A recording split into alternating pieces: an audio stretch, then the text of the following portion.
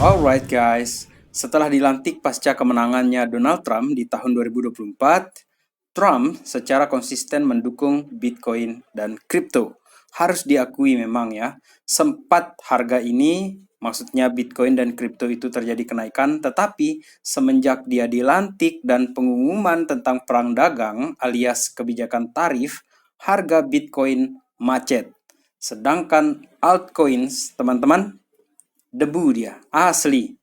Kemudian, dalam beberapa kesempatan juga, semisalnya nih di Crypto Summit di tanggal 10 Maret 2025, ternyata masih juga gagal membawa harga kripto ataupun Bitcoin terjadi kenaikan. Sementara, Bitcoin Strategic Reserve yang digadang-gadang justru tidak membawa harga Bitcoin ini kemana-mana. Usaha Trump untuk potong suku bunga juga tidak mempengaruhi The Fed ataupun Jerome Powell dalam kebijakannya, lalu lemaslah pasar ini teman-teman. Padahal ini diharapkan akan membawa sentimen yang positif kepada pasar ini. Habiskah harapan kita untuk Bitcoin dan kripto di tahun 2025 ini? Mari kita discuss melalui rangkuman berita berikut ini. Untuk itu, let's dive in my friend. Welcome back everyone to Black Cuan. Terima kasih telah mengupdate berita kripto dari channel ini. Teman-teman, kali ini kita berbicara mengenai tema kita, Trump janji kripto boom di tahun 2025. Dan kita awali di sini dengan disclaimer dulu ya, bahwa this is not financial advice guys. Ini hanya rangkuman berita sebagai referensi untuk teman-teman. Oke, yang pertama di sini adalah mengenai janji Trump atau sumpah Trump untuk membuat Amerika ini menjadi Bitcoin superpower dan menjadikan Amerika sebagai kapital kripto atau ibu kota kripto dunia. Memang kesannya ini kayak dia berbicara terus ya tentang kripto, Bitcoin, tapi harganya tidak naik-naik. Akan tetapi teman-teman ya, salah satu yang sudah dia lakukan di sini adalah untuk Operation Choke 2.0 yang dilakukan oleh Joe Biden dan kawan-kawan di pemerintahan yang lalu yang berkaitan dengan finansial dan juga ngaruhnya besar sekali ke kripto, itu sudah dihentikan oleh Donald Trump.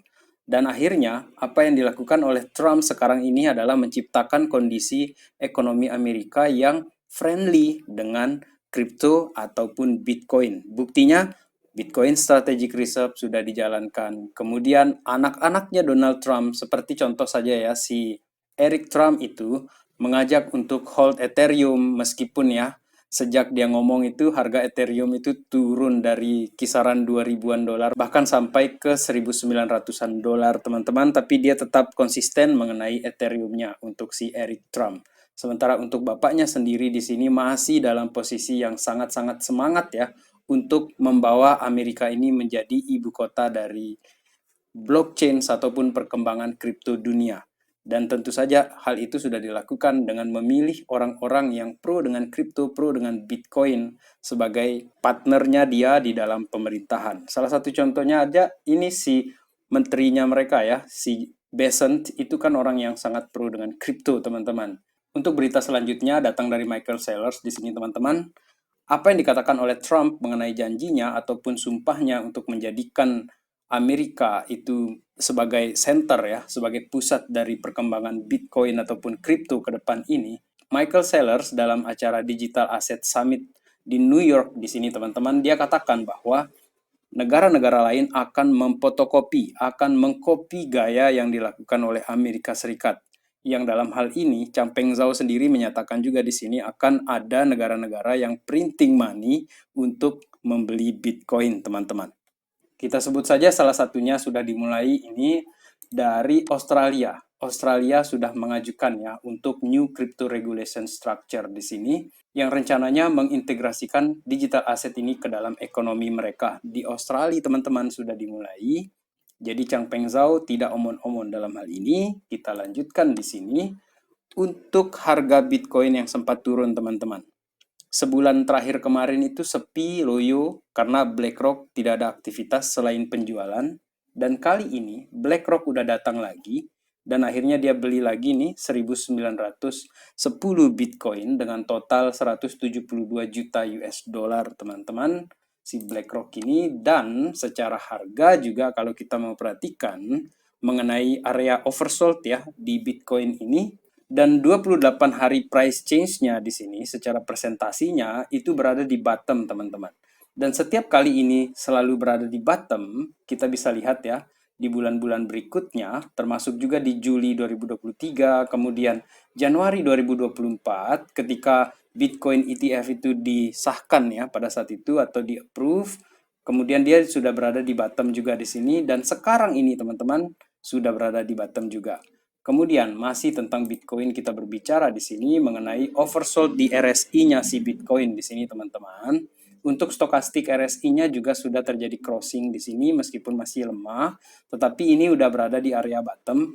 Kemudian untuk RSI yang di bawahnya di sini, ini juga mulai terjadi penembusan ke atas ini teman-teman. Sementara untuk candlestick-nya di sini berada di local bottom ya, untuk si Bitcoin ini terjadi konsolidasi di sini. Konsolidasinya memang tidak sepanjang yang terjadi di 2024 di sini teman-teman, akan tetapi ini membuktikan ada optimisme mengenai pergerakan harga si Bitcoin ke depan ini. Guys, ini semakin menarik untuk Bitcoin ini karena kalau kita perhatikan ya, dengan perbedaan price action yang terjadi di 2024 kemarin itu ya, di bulan Maret sampai bulan Juli, Agustus itu, pergerakan stablecoin ini itu datar-datar. Dan memang harga Bitcoin ini datar tapi agak cenderung turun dia di sini. Kemudian apa yang kita lihat sekarang ini ketika harga Bitcoin sempat tembus di atas 110.000, kemudian dia turun sekarang ini, apa yang terjadi pada stablecoin? Stablecoin supply ini terjadi kenaikan di sini teman-teman. Jadi mungkin di sini orang-orang yang sudah banyak yang take profit ya, mengamankan uangnya di sini. Akan tetapi kalau kita lihat dengan kacamata yang optimis mengenai pasar ini adalah kecenderungan dengan banyaknya stablecoin yang masuk ini teman-teman, apalagi di minting baru-barusan ini ya, oleh Tether atau USDT, itu ada semacam gejala mengenai bottom dari harga si Bitcoin yang selanjutnya diekspektasikan terjadi pemantulan, teman-teman. Kemudian kalau kita perhatikan dari perbandingan ya untuk Bitcoin dengan global M2 money supply di sini yang memang terjadi lagging ya di sini ada semacam front run yang terjadi di global M2 money supply, artinya dia sudah naik duluan sementara Bitcoinnya masih di bawah di sini. Dan ini memang butuh waktu untuk menyamakan pergerakannya. Karena kalau kita perhatikan juga ya, dari sebelum-sebelumnya, semenjak September 2023, harga Bitcoin dengan global M2 money supply ini mengikuti atau dia seirama di sini teman-teman. Jadi terkorelasi positif dia, dan sekarang ini agak-agak jauh jaraknya. Kayaknya ya, kita menunggu di sini teman-teman, harga Bitcoin mengikuti pergerakan global M2 money supply. Apakah dia akan persis mengikuti seperti ini atau malah dia terjadi penurunan dulu sampai ke 70.000, itu adalah area-area yang harus kita waspadai dalam hal ini. Setidaknya kita sudah bersiap-siap dengan kemungkinan terburuknya. Dan memang dari semua model ataupun TA yang dibagikan di Twitter itu teman-teman ya, dengan segala macam insight-nya, itu tidak ada yang pasti dalam hal ini. Satu-satunya yang pasti adalah apabila kita punya aset di Bitcoin, kita bertahan teman-teman. Kita sudah lihat bagaimana dia berkembang dari sekian tahun ke belakang sampai sekarang ini. Dan saya sangat setuju dengan apa yang dikatakan oleh Angga Andinata di sini. Dari 0 ke 100.000 itu kesannya tidak mungkin. Akan tetapi dari 100.000 ke 1 juta itu kayaknya ya buat saya mengartikan ini sangat-sangat mungkin teman-teman. Oleh karena itu kalau kalian berada di Bitcoin dalam hal ini teman-teman, stay strong my friend. Memang kita akan melihat ke depan ini ada bumpy roads, naik turun memang gak jelas pasar ini, akan tetapi bagi yang bertahan ada rewards yang menanti kita di ujung jalan. Seperti itu yang saya bisa katakan di sini. Dan terakhir di sini saya ingin memberikan semacam kecurigaan saya terkait dengan Ripple ya di sini teman-teman ya. Karena menurut CryptoSledge di sini ada sebuah akun kripto di X ya yang dihack dalam hal ini dan menyebarkan berita yang bohong mengenai berita dari Ripple Swift Partnership News. Yang dalam hal ini yang kena hack itu adalah si Watcher Guru teman-teman. Bahkan Watcher Guru dengan akun yang kena hack itu memblok Brett Garlinghouse dalam hal ini. Yang padahal ya ini kan akun besar nih teman-teman. Tapi tetap aja dia kena hack. Dia sudah aktifkan nih 2FA enabled gitu kan. Jadi buat teman-teman yang aktif di X ya, harap berhati-hati untuk melihat thread di sana Karena bisa jadi akun-akun yang sedang mengeluarkan suatu berita itu bisa jadi kena hack seperti contohnya Watcher Guru di sini. Jadi kita harus tetap juga mengandalkan filter kita mandiri. Kita mempertanyakan dulu beritanya, benar nggak sih ini gitu kan? Itulah yang minimal, paling minimal yang bisa kita lakukan dalam hal ini agar kita bisa menghindari salah-salah ambil keputusan teman-teman di market ini.